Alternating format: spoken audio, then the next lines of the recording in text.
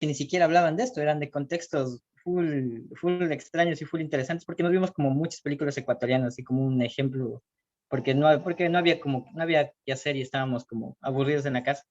Y fue esa crítica, ¿no? Sí es verdad que hay muchas bases que te limitan como productor, como artista, pero sin embargo yo considero que hay producciones que cruzan la frontera, que en algún momento, incluso cuando se presentaron, ni siquiera fueron tomadas en cuenta. Es la razón por la que existen ahora películas de culto. En el caso de Ecuador, yo, por ejemplo, una película de culto para mí va a ser siempre Ratas, Ratones y Rateros. O en el caso también, ¿qué tan lejos? La primera vez que me fui a Cuenca fue el chiste de mi familia, porque me fui igual sola a Cuenca. Y al hacer ese anexo y analizar, te das cuenta que es tu identidad. Y al fin y al cabo, en algún momento, yo creo que esto más bien cabe que sea un espacio, y qué bueno que hay gente que trabaja en la Casa de la Cultura de aquí, para hacer ese ejercicio de que es necesario seguir apreciando cine, y no solo el cine que tenemos en archivos, sino también cine contemporáneo, no sé, cine experimental, el surrealismo. Por ejemplo, esto del perro andaluz, yo lo vi a los 11 años. Así que, o sea, es interesante que lo analicemos y tengamos a forma, y qué chévere. Gracias. Gracias también. ¿Alguien más quiere participar, por favor? ¿Alguien más quiere dar su opinión? O sea, con Un respecto saludo a con la todos. película. Sí, por favor, Omar. Ajá. Un gusto en saludaros nuevamente, compañeros, maestro. En mi punto de vista, en cambio, referente al cine latinoamericano, tiene que ver con el clasismo. El clasismo, si vamos desde el punto de vista de lo que acabamos de ver, la película que fue hecha en Occidente fue hecho para un clasismo que tenía poder, para poder indicar a todo su grupo.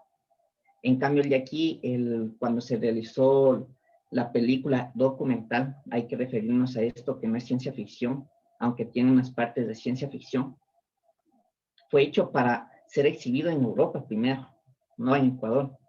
Ahí le veo la gran diferencia en donde no se valora primero nuestro trabajo o nuestras formas de vivir.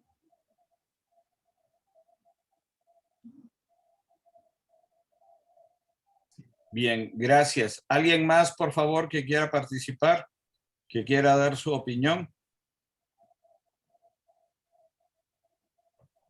Es la primera vez que veo una película de esa magnitud de la región amazónica. Yo soy de la ciudad de Tena, pero conozco casi toda la Amazonía y, y he seguido también bastante de cerca el trabajo del padre Crespi, pues, y ahora ver o conocer que él haya filmado, haya grabado este tipo de documento, porque es un documento súper valiosísimo, me parece extraordinario. Lo aprecio mucho y me gustaría, si es que hay más archivos o películas de ese tipo, pues seguirlas viendo. Bien, gracias. Una cosa aquí importante, este material está en la Cinemateca Nacional, un depósito legal, o sea, la Cinemateca está para eso, del archivo fílmico del Ecuador. Yo lo que invito es también a ustedes, como jóvenes realizadores, a que sus producciones dejen una copia en la Cinemateca. Esto no pierden sus derechos ustedes como productores, ustedes siempre van a ser los productores. El archivo de la Cinemateca es simplemente eso.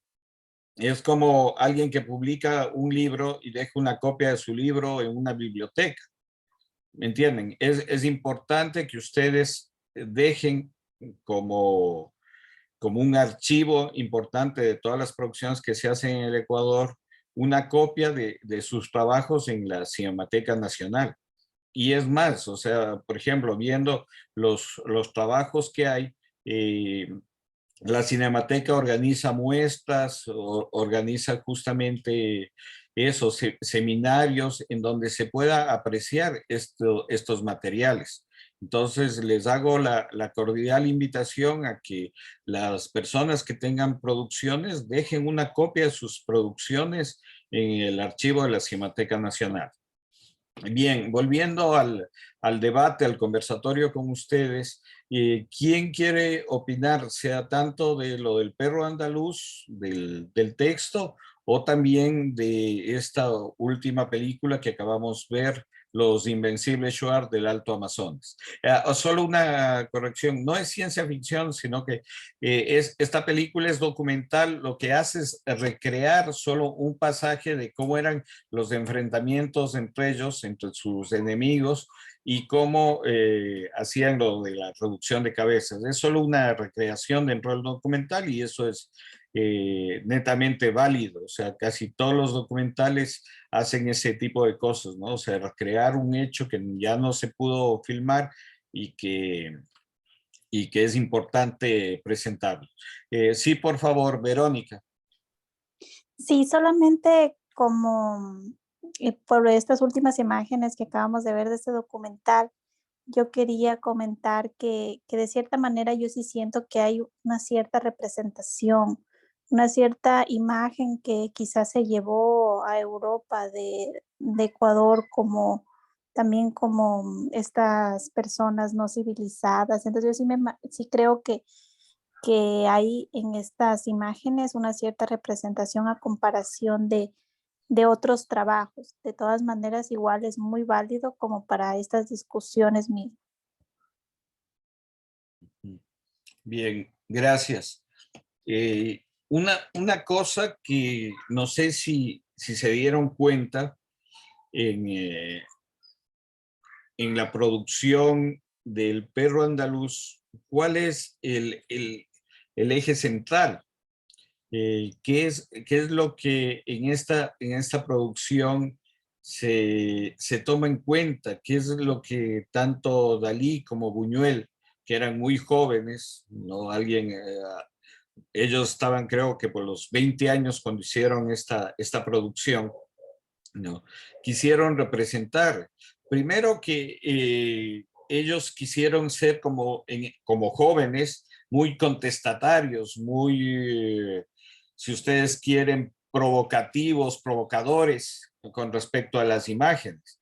Por eso es famosa esta imagen de que a la chica que le cortan el ojo, que realmente no es la chica, ¿no? Ya después en las reseñas bibliográficas que se tiene de esta película, Buñuel y Dalí cuentan que lo que hicieron es cortar el ojo, creo que de una vaca, ¿no? Y por eso se ve así, o sea, se ve tan real, tan natural. Pero ellos, justamente, si ustedes se ponen a reflexionar, todas estas imágenes son provocadoras y son inclusive antirreligiosas, ¿no? Hay esta imagen del burro jalando a los curas, a los sacerdotes, ¿no? Entonces, sí tiene también muchos elementos que son suscitadores de cierta molestia en el espectador, ¿no? Un poco ellos no querían hacer concesiones con el espectador y por eso también esta provocación. Y otro elemento que quiero darles para el debate es, si ustedes notaron en la producción ya del Padre Crespi, que es un documental, los indígenas Shuar están armados, tienen escopetas, ¿no? Y hay que reflexionar también que esa producción, si bien fue hecha en 1926, en nuestro país y en el oriente ecuatoriano en general, ya estaban los caucheros.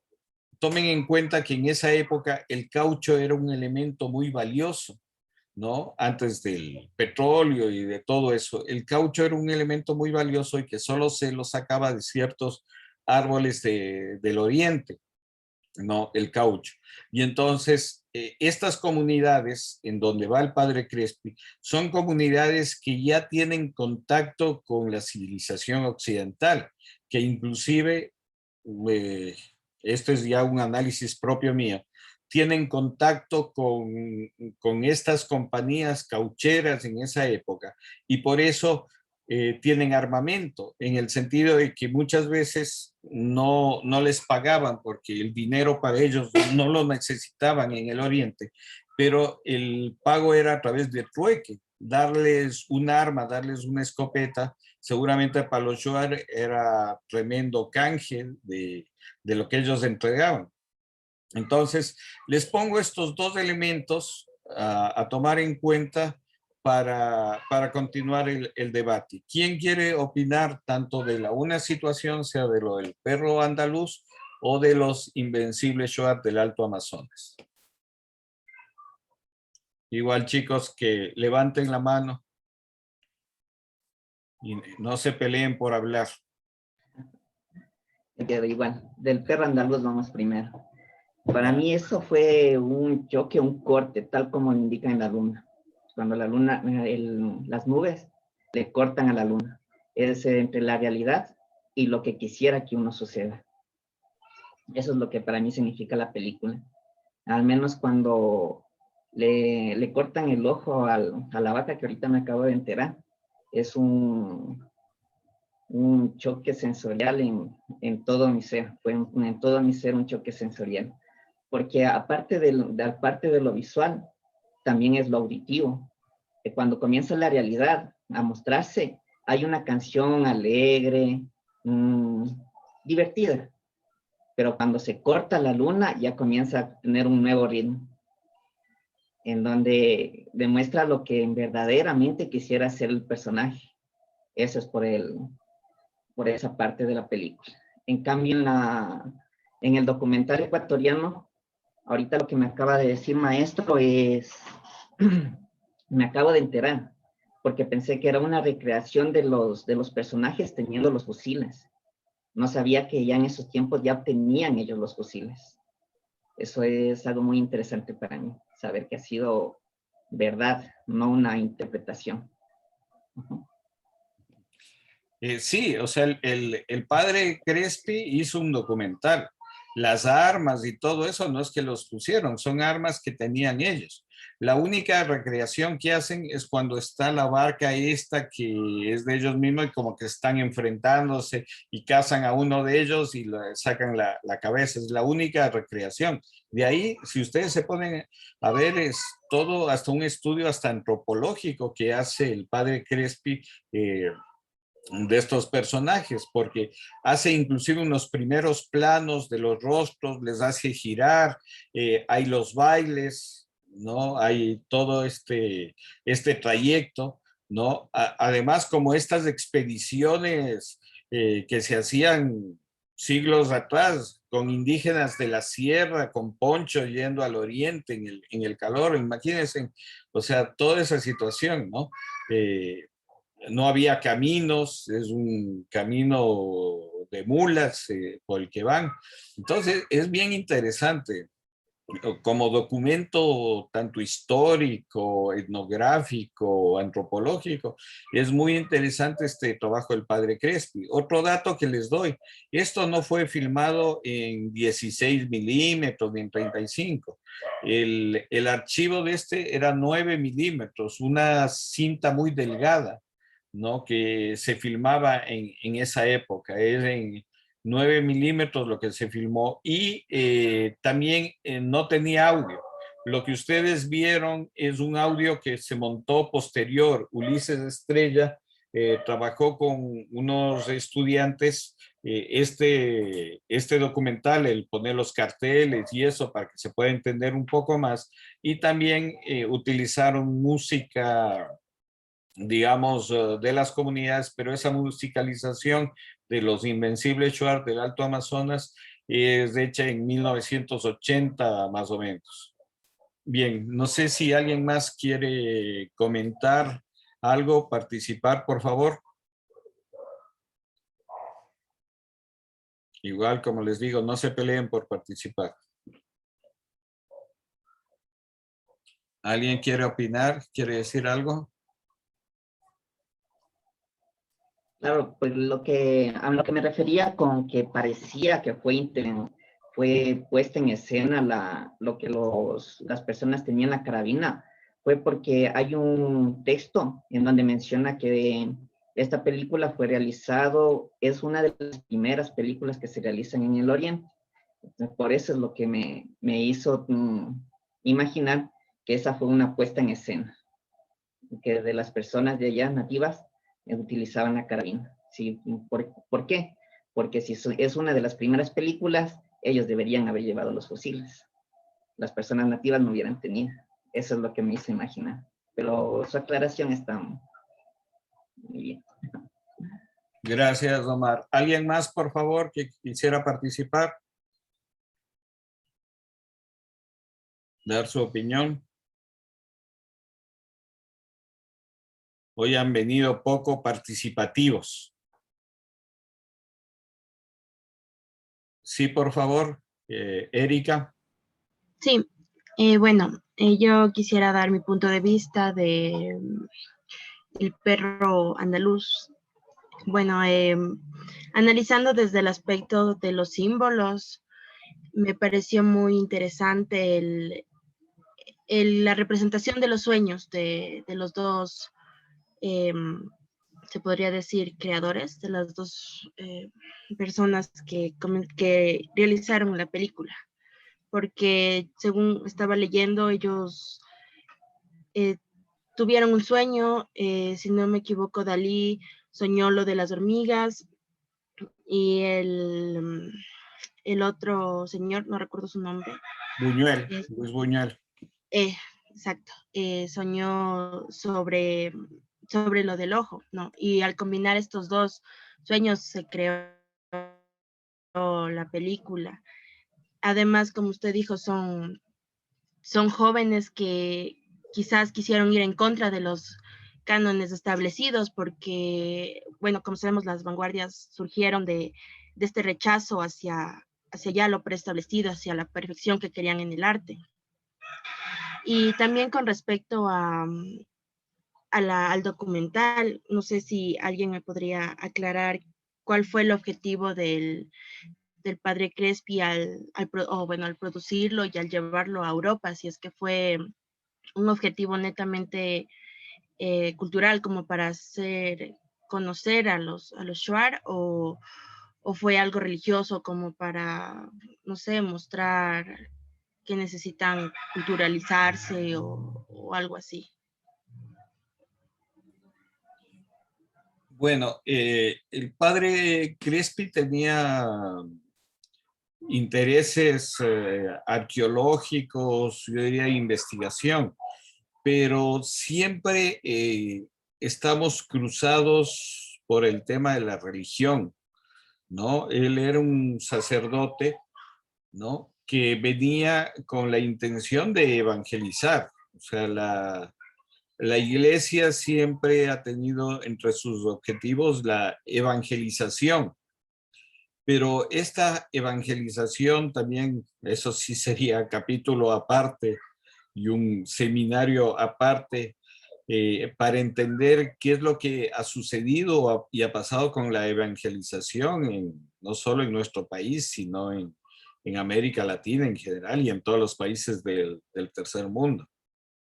Yo tuve la oportunidad de hacer un documental por el año 2005 en una comunidad shuar por Canelos, ¿no? En donde un señor mayorcito me contaba que los salesianos les llevaban a los niños y a las chicas de muy pequeños para el convento, ¿no? Y a los niños también a estas misiones, ¿no? Y que les prohibían hablar shuar, ¿no? Los tenían prohibido.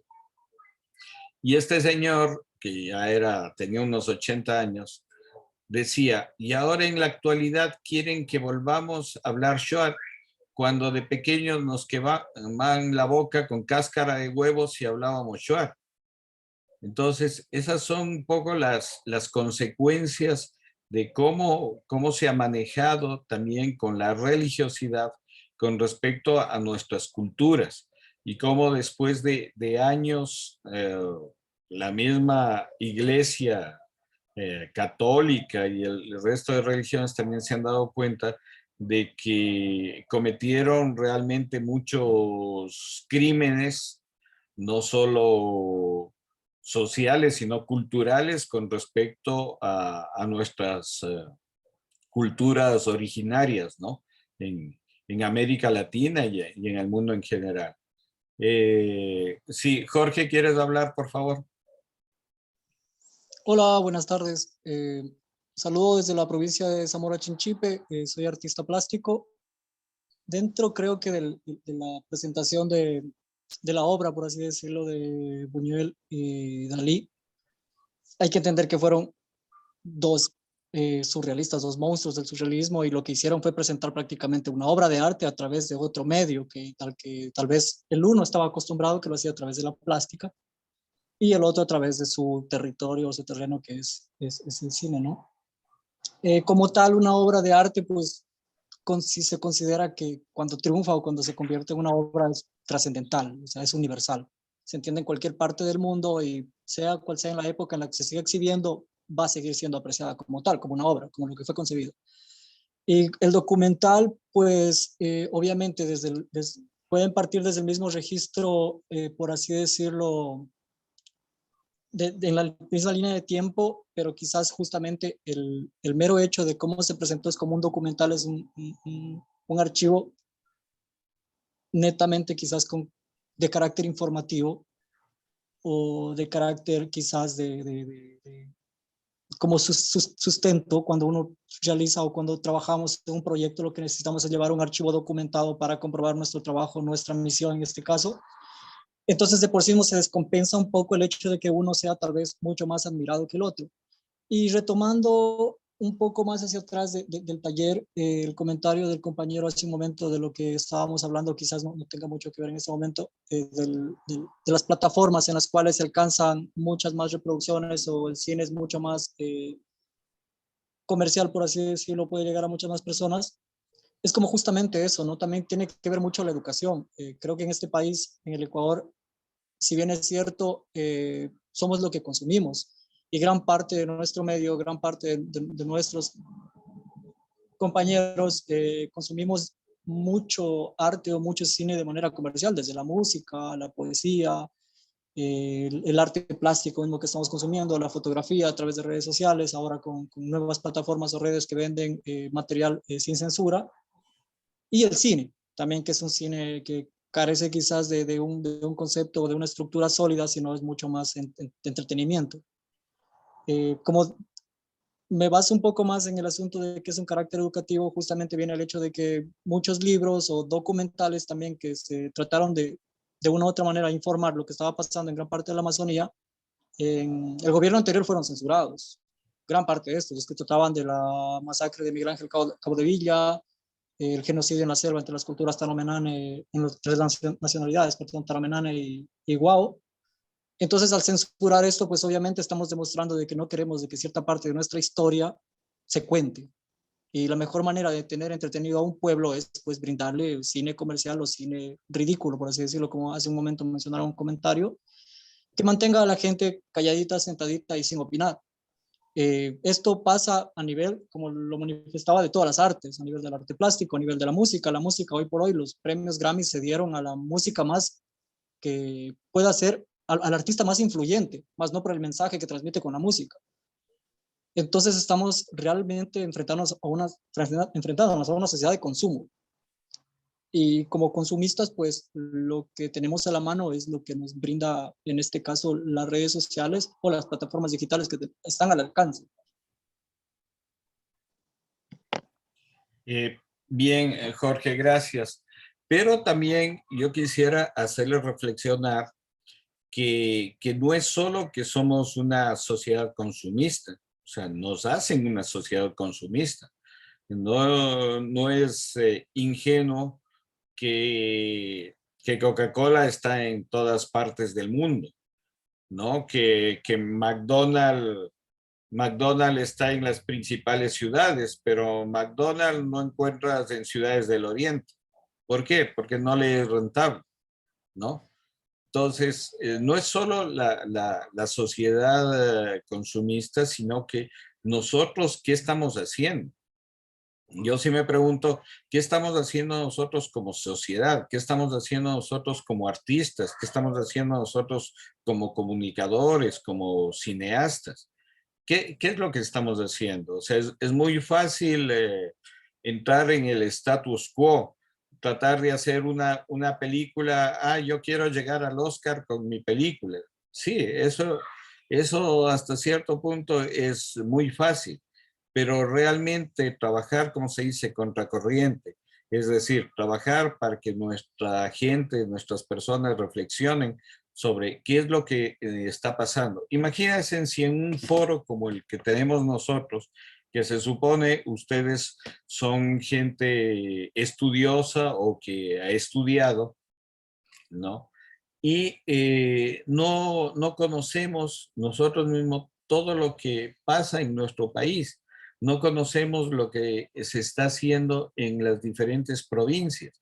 No se conoce lo que se está haciendo en el resto de América Latina, ¿no? O sea, fácil es, sí, consumir lo que nos han vendido siempre. Inclusive yo diría hasta con las producciones nacionales propias. Hay ciertas películas que solo eso se menciona como que fuera el cine ecuatoriano. Por ejemplo, Ratas, Rateros y Ratones. O sea, Sebastián Cordero es mi pana, mi amigo, pero eso también, ¿cuál es la imagen que deja el Ecuador? Interna y hacia afuera, ¿no? Un poco es el mismo esquema de lo que les estoy diciendo, de el capo, de las muñecas de la mafia, o sea, es el mismo esquema. Seguimos vendiendo a nuestra sociedad como una sociedad en donde lo único que sabemos hacer es producir droga y tratar de venderle a los de Estados Unidos o a Europa, ¿no? Yo creo que primero nosotros deberíamos quitarnos esa mirada occidental que nos quieren dar, ¿no? Porque aquí hay cosas mucho más valiosas.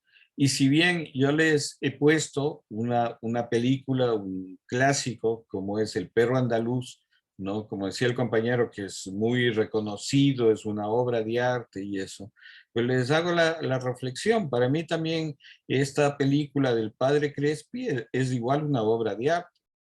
Tiene los mismos valores, porque además yo diría hasta más, porque es un documento histórico, es un documento que rescata una cultura originaria y es un documento que nos plantea a comienzos del siglo XX cómo estaba la Amazonía ecuatoriana, que ya estaba siendo eh, infiltrada por estos grupos económicos que solo les interesa eso, extraer el caucho o el petróleo. Entonces, yo creo que estas reflexiones van mucho más allá de eso. Y es importante, vuelvo y repito, que como comunicadores, como cineastas, hagamos esa reflexión, porque ¿qué tipo de arte o qué tipo de producción estamos haciendo o vamos a hacer? ¿No? Les dejo esas inquietudes. Si alguien igual quiere participar, les comento, igual, si es que se corta esto, volvemos a conectarnos, por favor. Sí, Edwin, por favor. Edwin, tienes la palabra.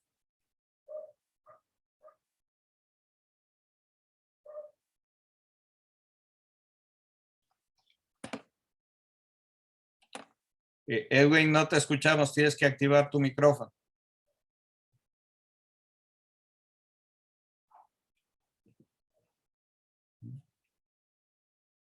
No lo escuchamos. ¿Alguien más quiere participar?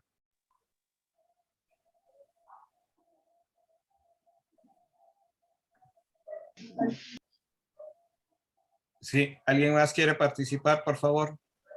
Sí, Carlos, en referencia a los documentos que realizan las misiones religiosas, hay que tener claro que la película del perro andaluz fue construido desde un grupo definido de una forma de pensamiento europeo que ya estaba enraizado dentro de lo que es el arte. O sea, ya había un colectivo que tenía definido su línea de creación y también su línea filosófica con respecto al contexto social y político, pues salía de una Primera Guerra Mundial Europa. Entonces, el padre Crespi, como menciona el compañero de Zamora, tenía una necesidad de documentar su trabajo, ¿sí? O sea, hay una mirada desde él hacia los otros, que vendrían a ser los shuaras. En la ciudad de Baeza, en 1932, también se crea una película denominada Los Cowboys de Baeza, por la misión Josefina. Entonces, en aquel entonces esta película es recontra que reproducida por personas que buscan de alguna manera contextualizar que quienes actúan en esa película son los pioneros de esa ciudad. Desconocen al resto de sectores, al resto de pisos sociales que también estuvieron en la construcción de esa ciudad. Entonces hay que tener esas miradas claras en torno a el por qué esto, en este caso, estos documentales o cine ficción o cine documental son dispositivos distractores para posesionar imágenes políticas, sociales en determinados espacios, ¿no? Vuelvo a reiterar, acá en la provincia de Napo, en el año 2015-2016, se filmó otra película denominada Cucama, sí, pero que tenía una visión demasiado superficial en torno al contexto mismo que está conflictivo que existe dentro de las comunidades de la provincia de Napo. Hoy mismo se está viendo una conflictividad sobre una federación que tenía una trayectoria histórica, como es la FOIN, Federación de Organizaciones Indígenas de Napo, que se están disputando el poder. Entonces, el cine en la provincia de Napo, que sí existe, se le ha llevado desde el punto de vista del desarrollo, la paz, desde un punto de vista de la construcción de la imagen del pobre indiecito, por decirlo así, ¿no? Pero no se le está viendo desde los puntos, desde las tensiones políticas y sociales, tanto internas como externas, ¿sí? Entonces eso es muy importante, ¿no? En este caso tengo un trabajo sobre el cine documental, en la cual hablo acerca del mito, ¿sí?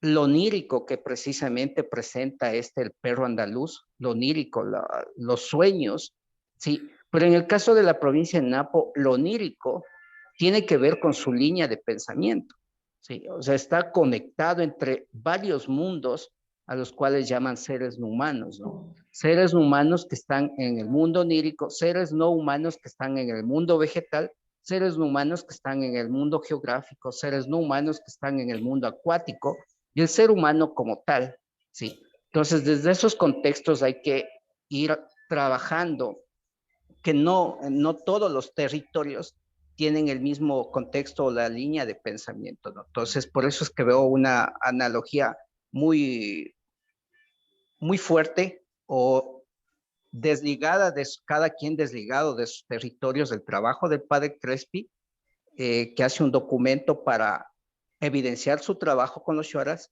el trabajo que hace el perro andaluz, que es una línea de pensamiento ya artística como tal, afincada en Europa, en Francia, y el trabajo que se hace en el caso de Baeza, en los Cowboys de Baeza, que busca sostener a un grupo social como de poder político como pioneros, desapareciendo o invisibilizando a otros pisos sociales. Eso sería mi punto de vista en torno a esto. Gracias, Giovanni. Ya mismo se corta, por favor, nos volvemos a conectar.